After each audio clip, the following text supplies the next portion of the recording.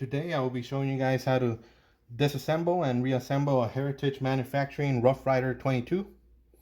So first, before we do anything, we're going to make sure that the firearm is safe. So we're going to check every cylinder. This Rough Rider is a 6-shot, so we'll check the 6 cylinders. Now you got to click it back 2 times. So 1, 2, and then we'll open the gate.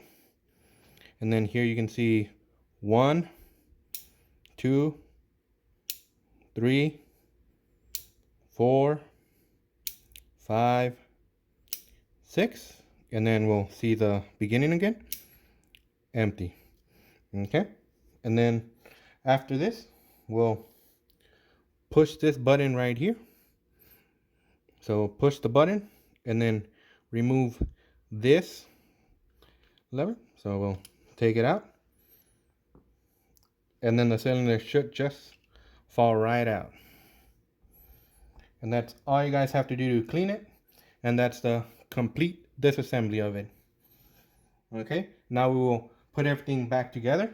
So we got to make sure that the gate is still open, and then we'll make sure this side's the back and this side's the front. So with the gate open, it should just fall right in.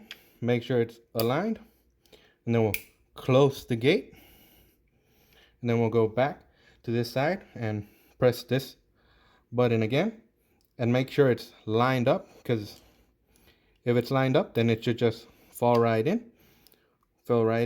And then we'll make sure that it's still functioning properly. So we'll open the gate, make sure that it's aligned, and then spin the cylinder, and then that's it. That is a complete disassembly and reassembly of a Heritage Manufacturing Rough Rider 22.